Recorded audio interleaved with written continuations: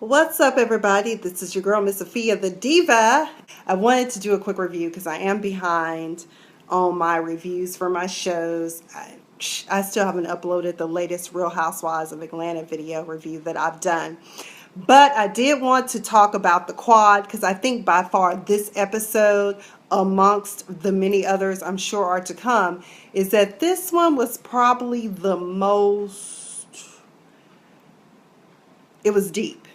It was touching. It's very much reality, trying to start a conversation about rape culture. But I want to talk about The Quad, Season 1, Episode 4, Quicksand. In Quicksand, I learned, because one of the things I've noticed about The Quad is the fact that all of the titling for the episodes all have to do with a book in Black literature. Turns out Quicksand is a novel written by a lady named Nella Larson in 1928. She was a biracial woman.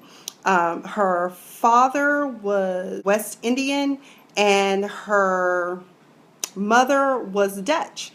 The book was kind of steeped in the reality of who she was and struggling to find her own identity as a biracial woman in America, from what I understand.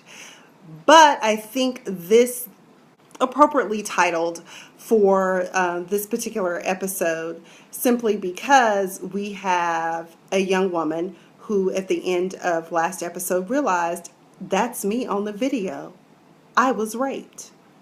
Now, when we open up this episode this time, we see everyone's hanging out in the dorm room, getting haircuts, doing hair. That's typical on most college campuses. We having spa and beauty day in the dorms.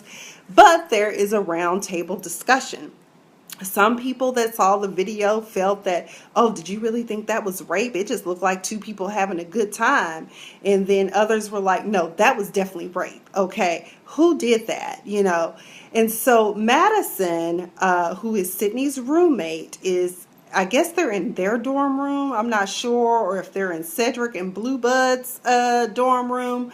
But it's obvious that this is a conversation that many young people need to have with, not just with their parents, with whomever to prepare them for college, because rape happens on campus, whether we want to believe it or not, it does. And I remember the school I attended, we didn't have access to Google and all types of data. And I remember one of my friends was like, statistically, we had one of the highest date rape things. And I'm thinking all the times that I used to walk from the library late at night by myself, never even thinking about danger or anyone jumping out the bushes and snatching me up. I could have been raped. I could have been a victim of rape. So it's not a laughing matter. And I think another reason why the quad is touching on this is because we've seen two cases, the Stanford rape case in particular, where essentially the young man got a slap on the wrist, but he was caught red-handed raping a woman who was unconscious and who could not even give consent. Okay. Dr. Fletcher, Eva Fletcher, is on it. She was irritated. As a matter of fact, Anika Noni Rose was so funny on Twitter. She posted that I need for this security officer to stop mansplaining. Okay, basically, she summons the security and one of the students that works, who is some sort of computer whiz. Come to find out, the computer whiz is the one who released the video. Why did he do it? He said because he is sick and tired of these things going on and no one is saying anything. His cousin was a victim of rape at a private institution, and so he wanted to get it out there and start a dialogue. Was it appropriate? Not really, but guess what? Now we're having conversations about rape on college campuses now. The head of security really wasn't trying to feel what she was saying. She was like, how often? Oh, we see kids all the time. They're just being kids. There's no rape. And it's like, of course, for you're going to sweep it under the rug. It's no big deal. But what about this young woman? What about, there's just no excuse for people trying to sweep it under the rug. Each case should be looked at and considered, because maybe they were having a good time, but then again, to me, when I saw the video, it looked like rape to me. And we know Sydney it was rape because she was crying. Sydney can't concentrate in school. She sat up there the whole class just trying to figure out who it was. And in the flashback, y'all, me and my homegirl Kieran, we were like, that looked like the football dude.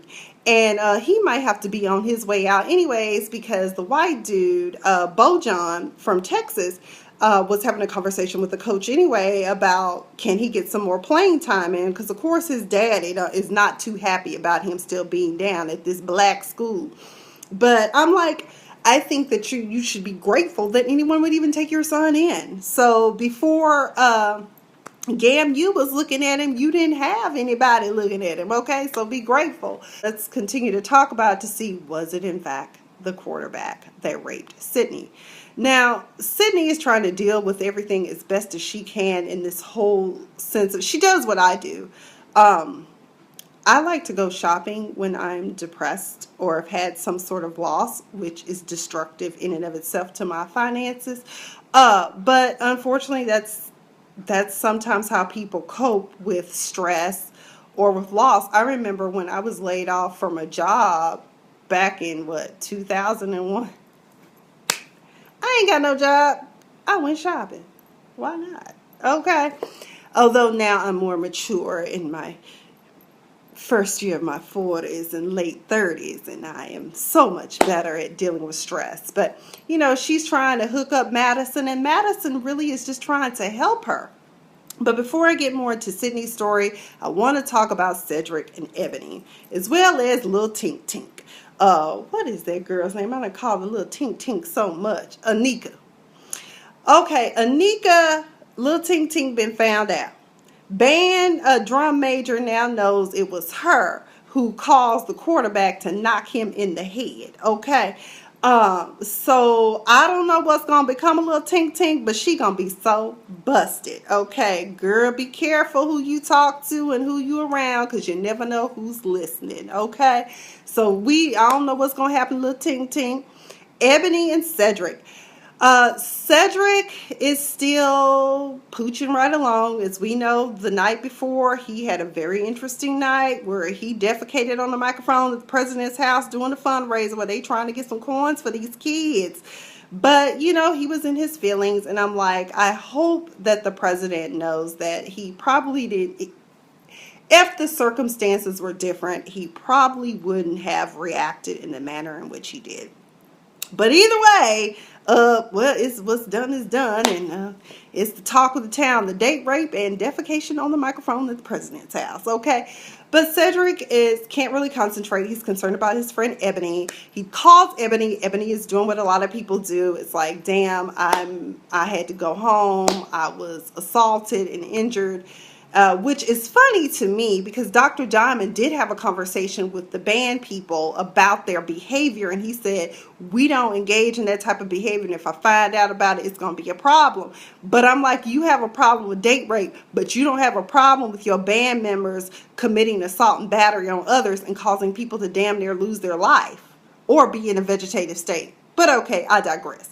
Either way, Ebony is engaging in avoidance, but Cedric some kind of way weasels his way in, gets her to step out and go out and have a good time, which I'm glad, because sometimes when you're in recovery, even if the physical scars are gone, there's still that mental scar, because you know her whole big dream was to play in Dr. Diamond's band at GAMU, and now that dream has been deferred because of some hazing incident that went on in the band room. So they end up going out. All I could think about was Remy Ma when her and Cedric were having this rap battle. I mean, girl got bars for days. I don't know if she wrote it. I don't know if Ebony is actually, the character is an actual artist. I haven't looked her up, but she's a very nice young lady, beautiful young lady. And so her and Cedric, you know, they have a little rap battle. And I think for both of them, it was a healing thing because, you know, his girlfriend was murdered and then she's lost her dream to be in a band. So I think it was very therapeutic for them to go out and get on an open mic and do some freestyling. Okay, so Dr. Fletcher decided that since the head of security wasn't going to be head of security and take the lead and investigate these different things, it's obvious that things have been going on this campus. So she basically told him, you can hand in your resignation. Oh, Lord, the faculty folk are mad at her. Petty Vice President Pettyway, he mad.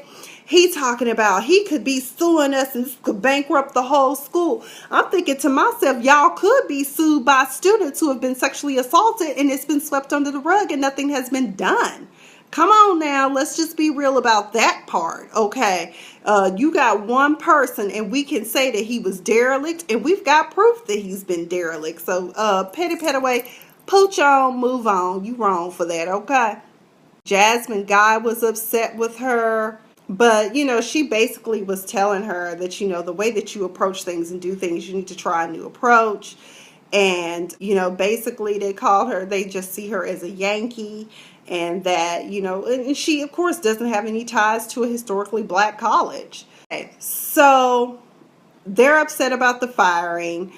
Bojan's daddy, I don't know what it is about him, but for some reason, I guess he thinks that his son's supposed to take care of them. I don't know what kind of sacrifices he done made as a daddy, but I was like, I bet he one of them people that don't know the difference between Affordable Care Act and Obamacare. He think his son's supposed to provide him with some Affordable Care Act, because I guess these other schools that are contacting him are saying things like, oh, we can take care of the whole family. We just want Bojan to come play for us, which of course is against NCAA rules, but okay. He don't want his son getting too black out there. He don't want him too black. Madison tries to have an intervention for Sydney, but Sydney is not trying to have it. Some girls from like the peer group that handles campus rapes, Not My Consent, they try to talk to Sydney, and Sydney was like, oh, hell no, I ain't trying to have this. I wasn't raped. What are you talking about? So, it is a tough revelation to realize that you were so inebriated or so out of it until you didn't even know that you were being raped, or you thought you might have been raped, but not really sure because you were drunk or high out of your mind. And the girl that plays Madison, Michelle DeFreitas, I believe is her name, she said, well, I had to try, right? I said, girl, yes, what kind of friend would you be? Cedric and Blue Blood, which is Cedric's roommate, Blue Blood has come to a head. What Blue Blood doesn't know is the fact that Blue Blood's daddy ain't shit. Let's just be real about that. He's one of those men that saw Cedric as merely a thug and not as a young man with potential. So Cedric finally tells him, here's the rundown on your daddy. And honestly, Blue Blood shouldn't be surprised because his older brother had told him that his daddy he ain't about nothing but money and power and status. That's all he cares about. He's just another angry wig.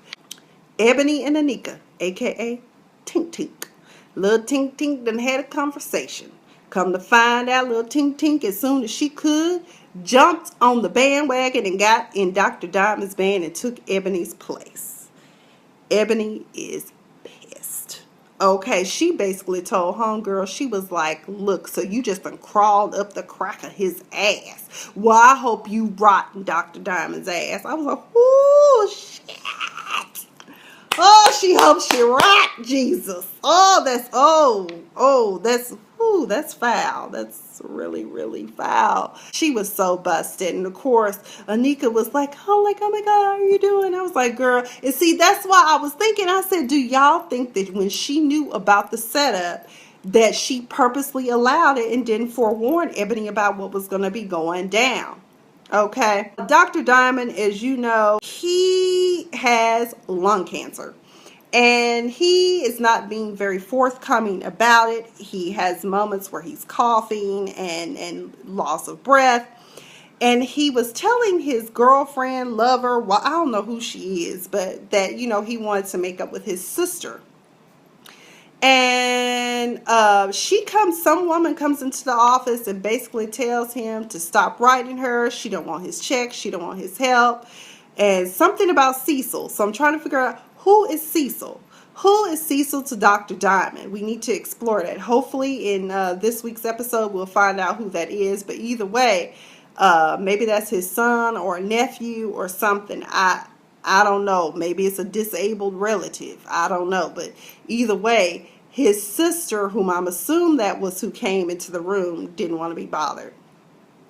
Well, after having a conversation with Ella Grace, aka Jasmine Guy, Dr. Fletcher decides to do a live blog about rape culture and how we need to have a conversation about it. Okay. Ella Grace didn't like that. She told me, look, I told you to try a new approach, but I didn't say do that. Now, this can go one of two ways. Number one, enrollment may go down. Contributions may go down.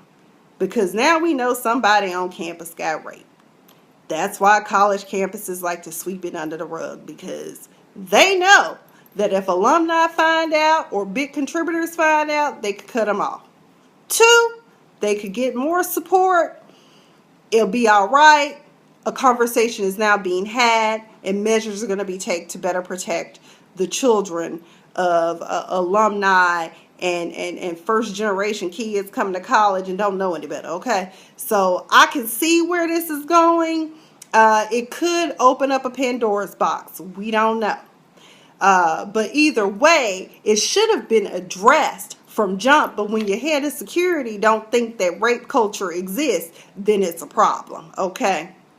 So do you all think, comment down below, let me know what you think. Did Dr. Eva Fletcher make the right decision in doing a broadcast live blog about the rape video?